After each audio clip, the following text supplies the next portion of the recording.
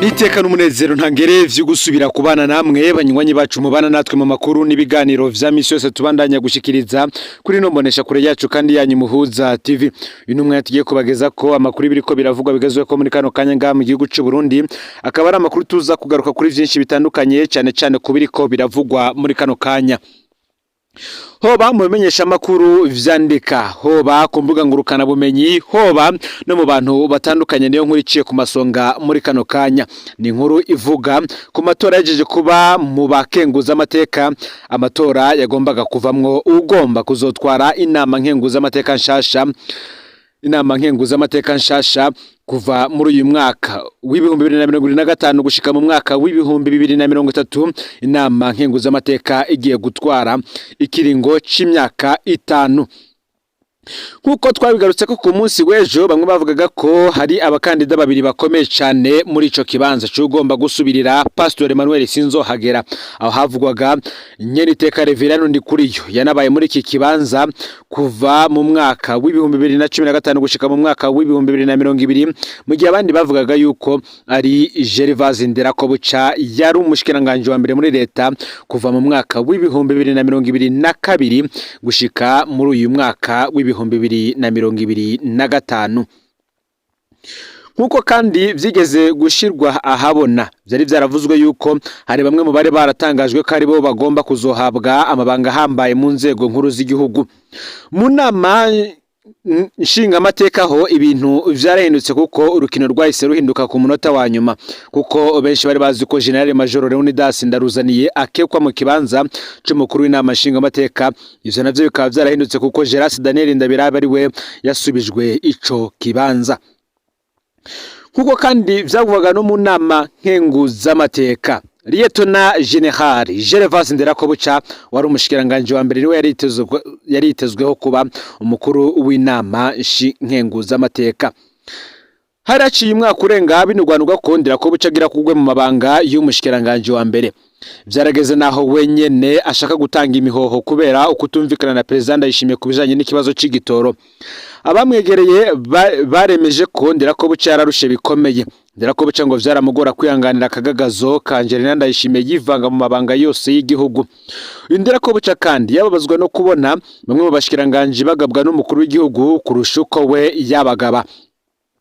Ngo yarasigaye ameze nk'umuhuza bikorwa vy'abashikiranganje kurusha kuba umukuru wa leta. Nginzira yari yatowe yo kumwigizayo mu buryo butamumaramaje no kumakurongora inama nkenguza amateka igizwe n'abantu 13. Nkuko rero ico gihe vyatangajwe na Pacifique Ninahazwe ko atagihindutse Gervase Nderakobuca ari wazorongora inama nkenguza amateka, mu gihe Musenyeri Emmanuel Sinzohagera yahora yitwara we yavuga ko ashaka kwibera mu bikorwa vy'ishengero yaraherutse guhabwa. Muri aka kanya rero amakuru agiye ahabona aravyemeza. Gervase Nderakobuca niwe atorewe kurongora inama nkenguza amateka nshasha. Kuba kenguza amateka 13 bashashe ku ncuro ya kabiri mu nama nkenguza amateka nshasha yatorewe ikiringo cyo kuva muri uyu mwaka w'ibihumbi 2025 gushika mu mwaka w'ibihumbi 2030. Umukenguza amateka Gervase Nderakobuca niwe ahejeje gutorwa 100% ngo arongorwe rwego mu kiringo c'imyaka 5. Gervase Nderakobuca tumugarutse ko yavutse mu mwaka w'igihumbi 1970 muri komine Cibitoke mu ntara ya Bujumbura. Yahora ari umushikiranganje wa mbere wa leta y'u Burundi. Amabanga yaragiyemo kuva igenekerezo y'indwi Nyakanga umwaka w'ibihumbi 2022. Imbere yaho kandi yaravuye kuba umushikiranganje mu vyajejwe harimo intwaro hagati mu gihugu kuva mu mwaka w'ibihumbi 2020 gushika mu mwaka w'ibihumbi 2022. Muri Rusama umwaka w'ibihumbi 2025 Gervase Nderakobuca asanzwe afise ipete rya Lieutenant General de Police yashizwe mu karuko k'izabukuru atari bwagere, ico bita retraite anticipée. Niho rero yaciye aboneka ku rutonde rw'abitoza kuba abakenguza amateka. Ivyegera bibiri vya Gervase Nderakobuca umukuru w'inama nkenguza amateka bose baje ari abakenyezi. Abo harimwo icegera ca mbere c'umukuru w'inama nkenguza amateka aje ari Generose Ngendanganya, umukenyezi yari intwazangabo mu gipolisi ku ipete rya General Major de Police, yarungitswe mu zabukuru hataragera muri Rusama uyu mwaka w'ibihumbi 2025. Mu mabanga amaze kuzezwa harimo kuba yarigeze gutwara ikigo kijejwe uruja n'uruza PAFE. Icegera ca kabiri akaba ari Clotilde Kampimbare, uwo nawe yarabaye umuyobozi ajejwe ivyo kumenyesha amakuru mu nama nkenguzamateka. Bimwe rero benshi bariko bibaza ku munsi w'ejo bati ninde azosubirira Pastor Emmanuel Sinzohagera amaze kumenyekana ko ari Generale Gervasi Nderakobuca atorewe kuja muri ayo mabanga muri uyu mwaka, aho agiye gutwara inama nkenguzamateka mu kiringo c'imyaka 5 kuva muri uyu mwaka w'ibihumbi 2025 gushika mu mwaka w'ibihumbi 2030 nkuko amakuru adushikira abivuga. Muti rero ninde wa mbere yabaye muri iki kibanza? Nkuko twabigarutse ko ku munsi w'ejo ubwa mbere mumenye ko Burundi bwabayeho imyaka igera kuri 36 butagira inama nkenguzamateka kuva ku itembagazwa ry'ubutegetsi bwa President Michel Micombero igenekerezo ya 28 Munyonyo umwaka w'1996 inama nkenguzamateka yasubiye kugaruka mu mwaka w'ibihumbi 2002.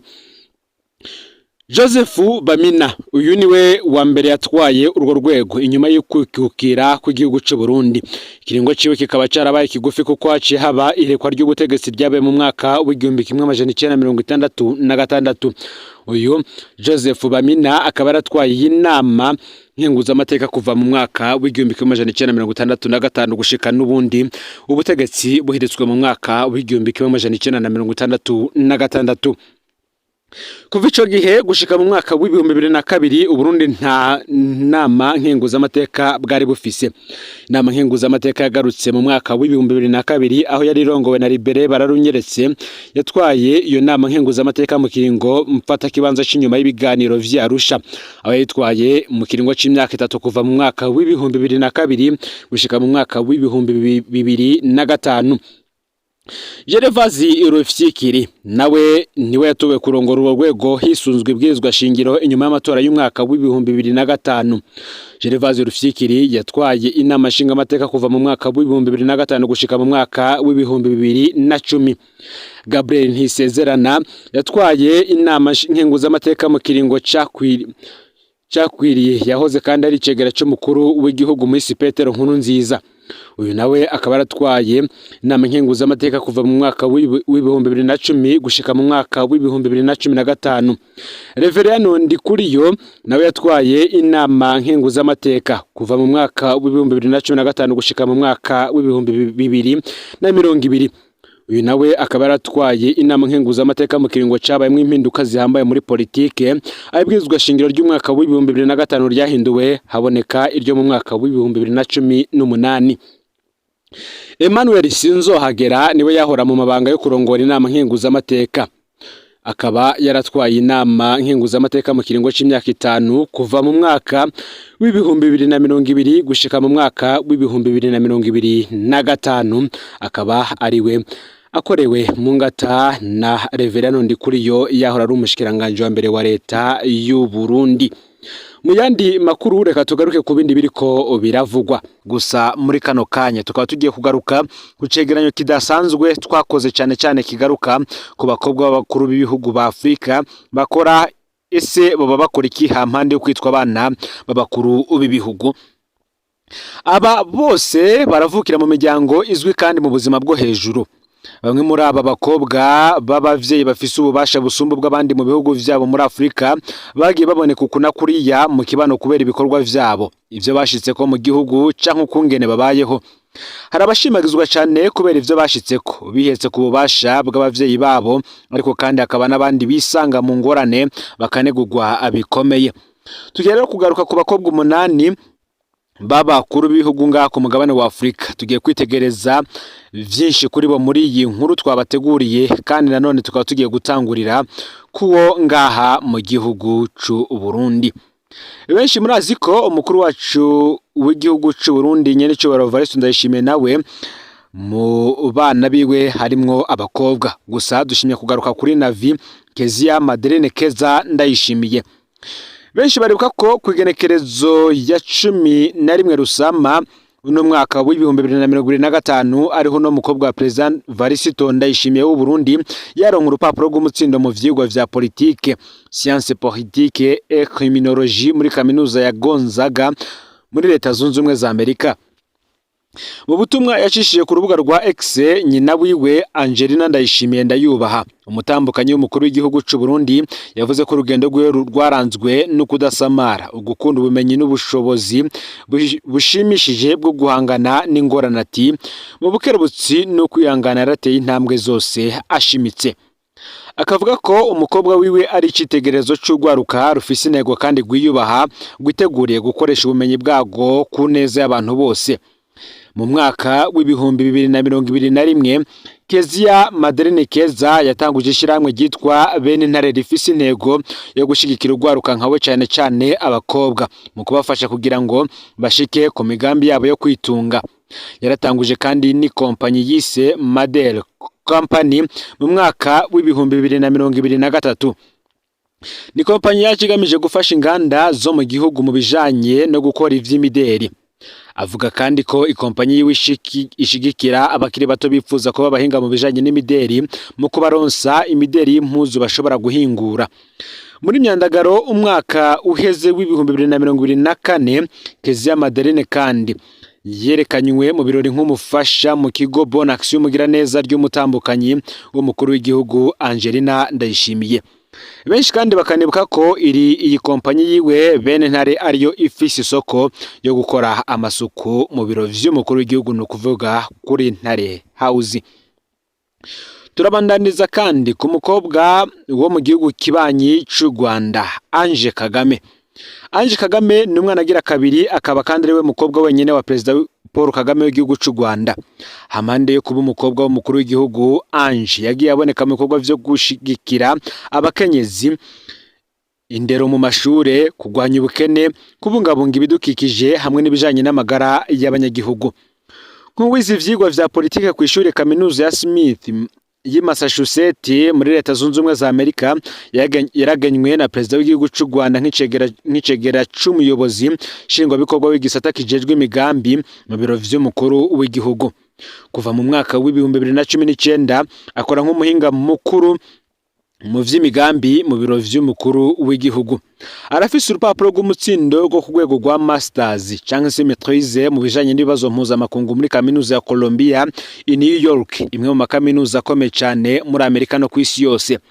Ange Kagame yamye yitaba amanama akomeye mu Rwanda, harimo n'inama y'igihugu yo kuganira ku bijanye n'iterambere ry'igihugu, akanitaba kandi n'amasekeza y'igihugu nk'isekeza ryo kugwanya cakiza karanda ca COVID-19 hamwe n'ingaburo ku bana bakiri bato. Mu mwaka w'ibihumbi 2016 ibinyamakuru bitari bike vyavuze ko ari umwe mu bari bagize umugwi ukurikirana imbuga hwaniro mu biro vy'umukuru w'igihugu, ariko Ange Kagame n'ibiro vy'umukuru w'igihugu barabihakanye nk'uko aya makuru tuyakesha ikimenyesha amakuru c'abongereza BBC. Turabandaniza ku bandi babanyi bacu cyane cyane hariya mu gihugu ca Tanzania, ku mukobwa wa perezida w'ico gihugu Samia Suluhu, akaba yitwa Wanu Harifu Amele Suluhu. Wanu Harifu Amele ni umukobwa azwi cyane muri Tanzania nk'umwana wa Samia Suluhu, umukuru w'igihugu wa gatandatu wa Tanzania. Yashitse ku butegetsi ku igenekerezo ya 19 Ntwarante umwaka w'ibihumbi 2021 nyuma y'urupfu rwa perezida John Pombe Magufuli yasandavye iminsi ibiri imbere yaho. Nk'umukobwa w'umukuru w'igihugu, Perezida Samia Suluhu Hassan na Harifu Amele Wanu yakurikiye inzira ya nyina wiwe, abo munyapolitike wo muri Tanzania nk'umunywanyi w'umugambwe uri ku butegetsi Chama cha Mapinduzi CCM. Ubu ari no muri komite nshingwantwaro y'uwo mugambwe ku rwego rw'igihugu, amabanga arimwo kuva mu mwaka w'ibihumbi 2010. Uyu yavutse ku igenekerezo ry'icenda Ruhuhuma umwaka w'igihumbi 1982 i Zanzibar, ari naho afise ikibanza mu nama nshingamateka kuva mu mwaka w'ibihumbi 2005. Uyu Wanu turiko turavuga yagiye ahabwa amabanga atandukanye ya politike, aho kuva mu mwaka w'ibihumbi 2015 gushika mu mwaka w'ibihumbi 2018 yari umwe mu bagize komite y'inama nshingamateka n'ibijanye n'amategeko. Yararongoye kandi urwaruka rwa Chama cha Mapinduzi mu bumanuko bwa Unguja kuva mu mwaka w'ibihumbi 2008 gushika mu mwaka w'ibihumbi 2012.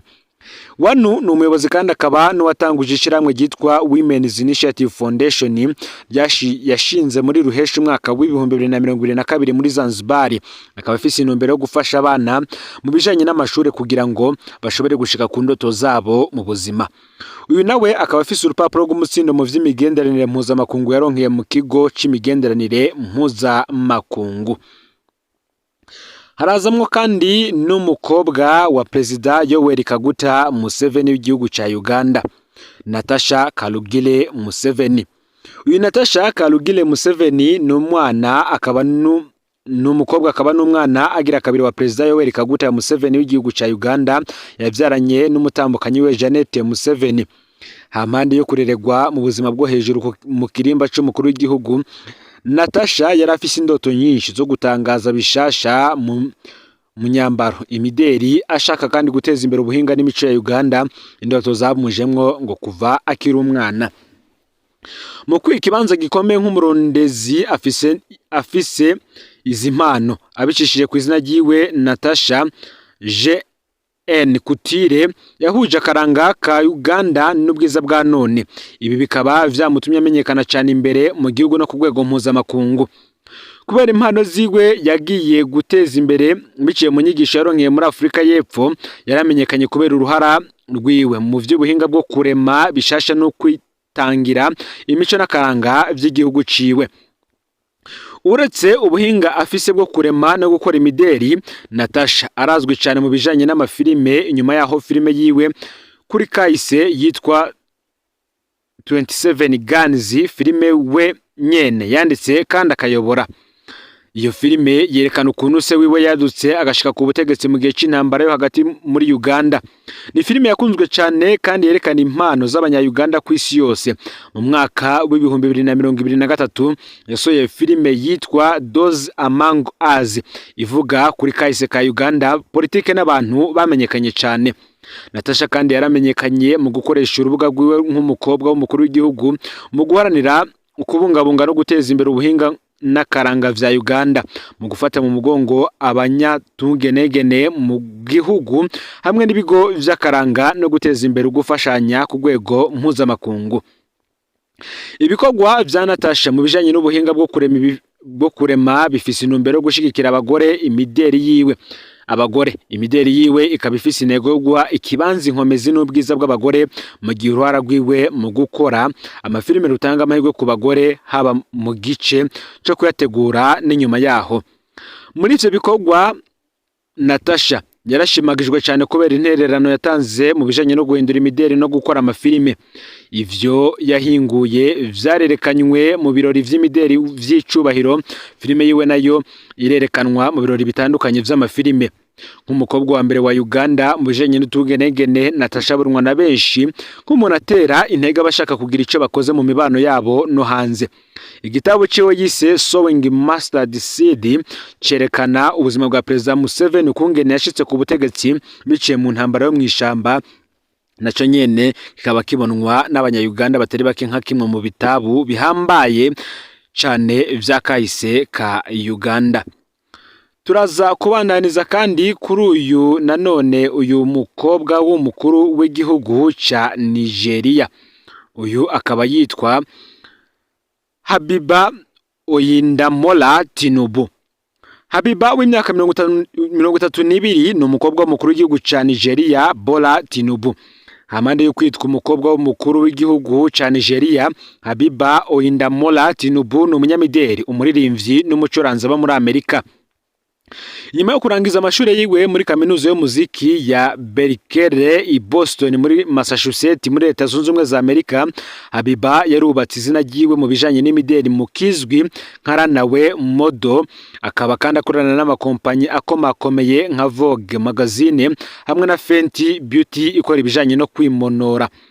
Nubwo biruko ubuzima bwiwe bwateje impari nyinshi ku mbuga hwaniro cyane cyane mu banya-Nigeria, nyuma yahamenyekaniye ko aharanira uburenganzira bw'abatinganyi, akaza kandi kwiyita kweri. Iyi kweri ni ijambo rikoreshwa mu kudondora abantu badakora imibonano mpuzabitsina n'abantu badasangiye igitsina gusa, mbere n'abantu bose bahinduye igitsina bashobora kwiyita iri zina rya kweri. ku rubuga rwa X Habiba Tinubu yaseruye ivyiyumviro vyiwe amenyesha ko ashigikiye gose uburenganzira bw'aba baryamana bahuje ibitsina. Yarerekanye kandi ko ashigikiye cyane umuryango wabo biciye mu kazi kiwe nk'umunyamideri. Yashikirije ibijanye n'ingene yiyumva mu bijanye n'igitsina igihe yigira nk'akayabu akarira nk'akayabu. Numwana agira gatandatu mu bana indwi ba President Tinubu, ariko nuwa kabiri mu bana batatu yazananye n'umukenyezi wiwe Remi Tinubu. Muri Nigeria aho se wiwe Habiba ari umukuru w'igihugu, ubucuti bw'abasangiye igitsina ntibwemewe n'amategeko. Itegeko ryo muri Nigeria rirabuza ubutinganyi bw'ubwoko bwose kandi rirabuza abo bakana nabo basangiye igitsina mu gihugu cyose. Ni icyaha gihanishwa umunyororo ushobora gushika ku myaka 14. Igihano gikomeye cyane ku bahuza ibitsina nabo babisangiye mu ntara 12 zo mu buraruko bwa Nigeria kandi zacemeje nk'itegeko rya Kisilamu rizwi nka Sharia, ngo no kwicwa utewe amabuye nk'uko amakuru adushikira abivuga. Harazamo kandi Charlene Ruto, uyu akaba ari umukobwa wa perezida w'igihugu ca Kenya William Samuel Ruto. Charlene Ruto ni umukobwa akaba n'umwana agira gatatu wa perezida William Samuel Ruto na Rachel Ruto. Hamande yo kuba umwana w'umukuru w'igihugu, Charlene yaragerageje kwerekana intererano yiwe mu iterambere ry'ugwaruka nubwo yaneguwe cyane mu gihugu. Yarawe n'ikigeragezo gikomeye igihe vyamubera ngombwa ko abeshuzi ivyo bamwagiriza ko amahera y'igihugu yakoreshwa mu cyo yari yise ibiro vy'umukobwa w'umukuru w'igihugu. Kuva siwi washitse ku butegetsi, Charlene Ruto yaremesheje amanama atari make akomeye yihetse kuri iri zina. Mu mategeko ya Kenya ibiro nk'ibi ntibibaho. Nubwo biruku, Charlene Ruto ntiyacitse intege mu gushigikira ugwaruka, aho yatumye kamanama 31 mu kwezi kumwe gusa. Ivyo bikaba vyarerekana ko yemeje gufasha kugira ngo amajwi n'ivyumviro vy'ugwaruka rwa Kenya vyumvikane ku nzego zo hejuru mu gufata ingingo. Ukwitanga kwiwe rero kurashika no mu bisata vy'abigenga mu guharanira ko urwaruka ruhabwa ikibanza nyaco mu bisata vy'ubudandaji. Nk'uhagarariye kandi yashinze ishiramwe ry'uburimyi rishingiye kwihindagurika ry'ikirere izwi nka Smart Mechanized Agriculture and Climate Action for Humanity and Sustainability Foundation.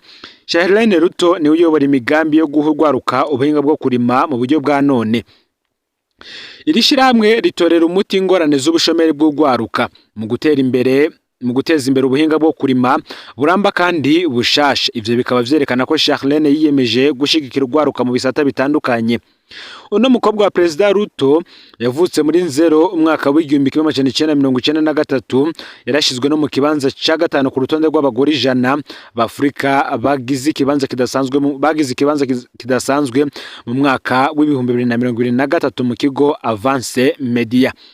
Ni umukobwa afise impano z'uburongozi, ariko mu mwaka uheze yaremeye ko ahanganye n'ikibazo cyo kwitwa umuntu akomeye cyane, ariko akavuga ko ukwiyakira uko ariko kwamufashije guhangana n'ibi bibazo. Uyu nawe akaba afise urupapuro rw'umutsindo mu bijanye no kumenyesha amakuru muri kaminuza ya Daystar muri Kenya, hamwe n'impapuro z'umutsindo mu vy'uburongozi bw'ubudandaji mu bijanye n'amahoteli na ba mukerarugendo kw'ishure mpuzamakungu ryigisha ibijanye n'amahoteli yitwa Le Rocher i Carence Montana mu gihugu ca Swede. Harazamwe kandi n'umukobwa wa perezida w'igihugu ca Zimbabwe, akaba yitwa Tariro Mnangagwa. Tariro Mnangagwa ni umukobwa w'umukuru w'igihugu ca Zimbabwe Emmerson Mnangagwa. Uno mukobwa yavutse mu mwaka w'1988, arakorera cyane mu gisata c'amafilime, aho ategura kongera agakina amafilime muri Zimbabwe. Tariro azwi cyane kubera uruhara rwiwe mu gukora amafilime nka sinema ya Ganarezu mu mwaka w'2020 n'iyitwa Umugani wa Nehanda mu mwaka w'2021, akaba akina muri izo filime zombi. Ni umukobwa muto y'umukuru w'igihugu ca Zimbabwe Emmerson Mnangagwa, yavyaranye n'umugore wiwe wa mbere Jayane Matarise, yapfuye kugenekerezo ya 31 Nzero umwaka w'2022 azize kanseri y'igitereko. Tariro Mnangagwa afise abavukanye 5 bakuze.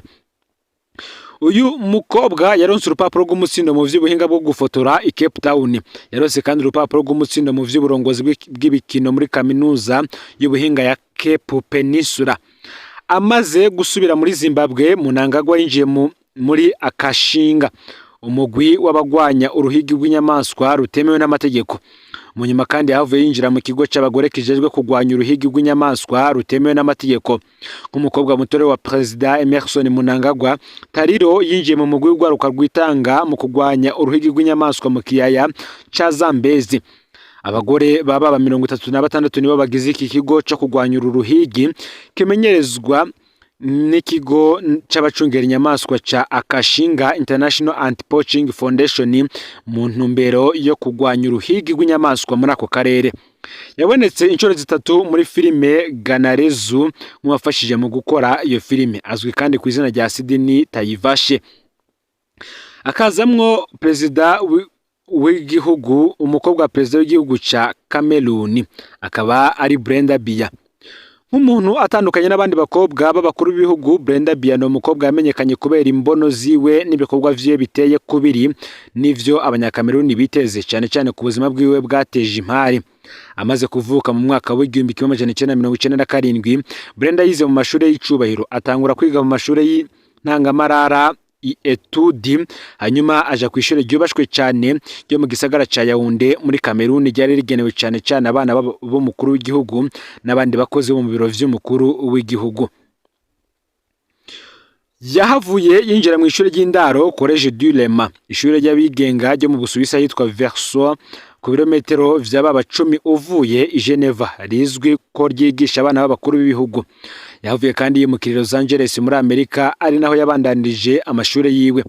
Igihe ari ngaho yari yamirije ivangura ruhu ry'abagendesha amamodokari mato yunguruza abantu, aciye kuri konte yiwe cari Twitter, ubu akaba ari X. Igihe ari ngaho nyene abanyamakuru batari bake baraneguye imibereho yiwe. Ubuzima bwe bwo hejuru cyane bwarangwa n'ibirori vyiwe n'inzoga zikaze cyane no kunywa itabi. Mu mwaka w'2024 Biya yatanguye akazi kiwe nk'umunyamuziki wo mu mudiho wa rap, akazi katari kitezwe ko kari gukogwa n'umukobwa w'umukuru w'igihugu. Ariko ikintu cyateje impari gusumba ibindi ni cyabaye muri Ndamukiza umwaka w'2015, aho yaboneka kuri konte yiwe ya Instagram asoma uwundi mukobwa atazwi. Inyuma yaho aneguriwe, vyabaye ngombwa ko iyo foto ayikuraho hamwe n'andi mafoto yose yari kuri konte yiwe. Muri Mukakaro umwaka uheze w'2024, Brenda Biya yamenyesheje muri video ko yari afise umukunzi mu mpera z'uko kwezi nyene, aca yitangaza ku mugaragaro kari umutinganyi. No kuvuga ko ari mu bahuzi ibitsina nabo babisangiye mu gushira ifoto kuri Instagram asoma umukunzi wiwe, umunyamideli Lions Valenca wo muri Brazil. Ni inkuru yateje impari zikomeye cyane ku mbuga hwaniro muri ico gihugu kizwi ko imibonano mpuzabitsina hagati y'ababisangiye biteye uko biri n'amategeko. Ibinyamakuru vyanditse ko ibikorwa vyiwe ari bitera soni muri Cameroon. Muri Rusama umwaka w'2016 vyavuzwe ko Brenda yanyarukanywe ku bitaro muri Los Angeles muri Amerika kubera yari yafashe ibyayuramutwe birenze urugero, hari ku igenekerezo ya 11 Rusama. Ikindi kintu cyatumye abantu bavuga cyane ku mbuga hwaniro ni igihe Brenda ashira habona amasanamu yerekana ucungera umutekano ariko agerageza kumubuza gutagarura ibintu mu cyumba ciwe.